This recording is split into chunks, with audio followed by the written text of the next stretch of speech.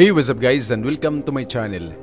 Dahil sa dumaraming paggamit ng teknolohiya, parang imposibleng malaman na ang ilang bahagi ng planeta ay hindi pa rin ginagalugad at sakop ng mga misteryo.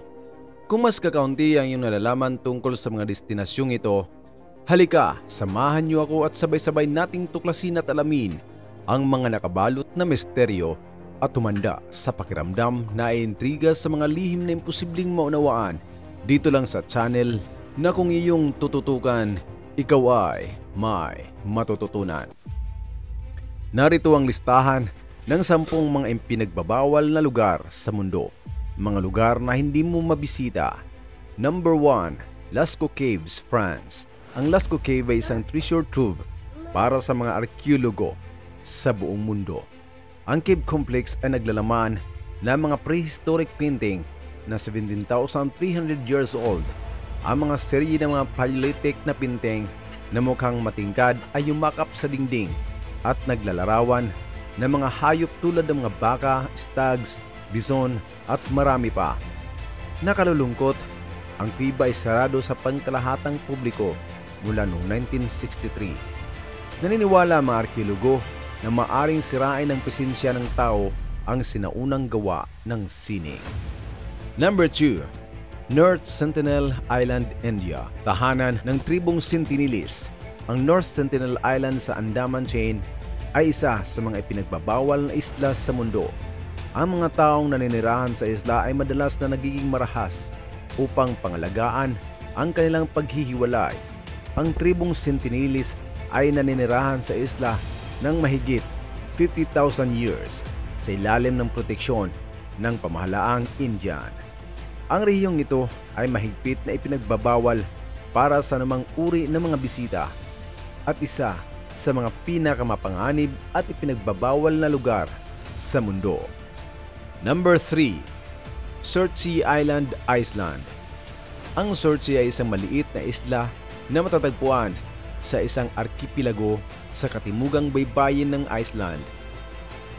Nabuo ito bilang resulta ng pagsabog ng bulkan na tumagal ng 4 na taon. Ang Surtsey ay mayroon ding reputasyon bilang pinakabagong isla sa planeta. Sa kasalukuyan, bukas ito sa ilang siyentipiko at geologist. Ang ipinagbabawal na isla na ito ay hindi limitado para sa mga turista dahil pinaniniwalaan na ang pakikialam ng tao ay makagambala sa ekolohikal na sunod-sunod na nagaganap sa isla. Number 4. Ice Grand Shrine, Japan.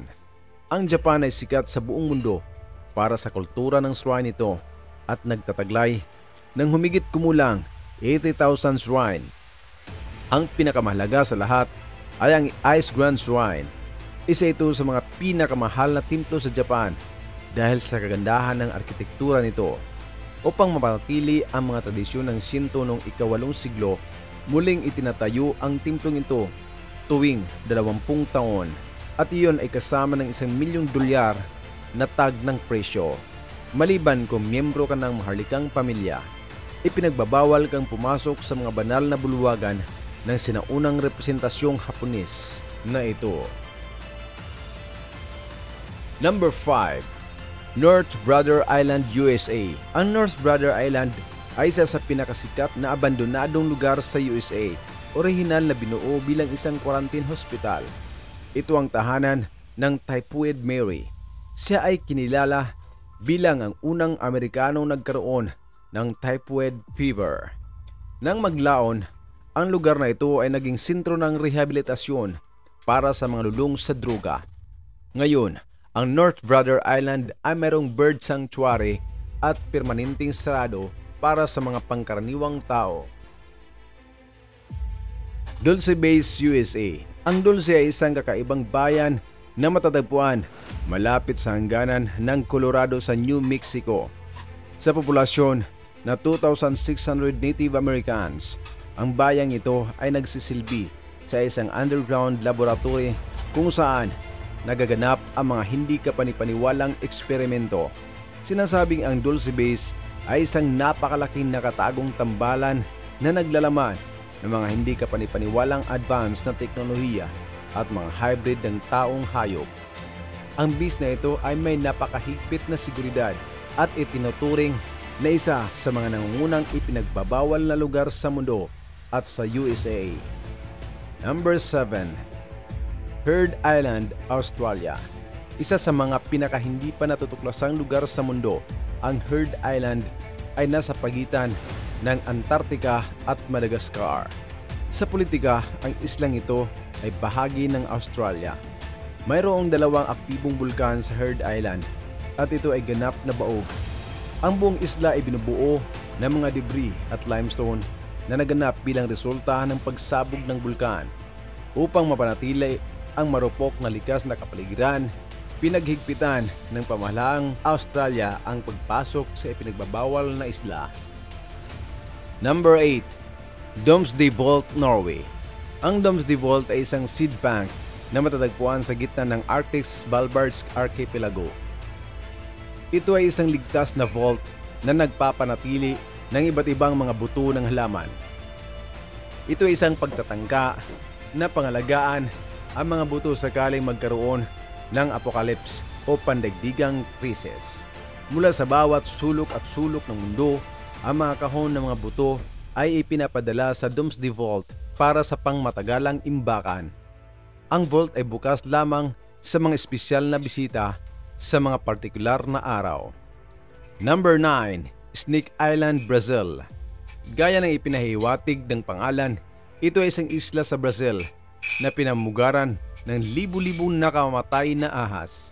Walang sinumang tao ang nangahas na tumapak sa Snake Island at ito ay tinuturing pa nga bilang ang pinaka-ipinagbabawal na lugar sa mundo at sa Brazil. Sa katunayan, napakadelikado na ginawa ng gobyerno na iligal ang pagbisita sa isla. Tinatayang mayroong humigit kumulang 4,000 golden lancehead sa isla, ang pinakamamatay na ahas sa planeta. Number 10. Area 51, USA. Ang Area 51 sa Southern Nevada ay palaging balot ng mga teorya ng pagsasabuatan.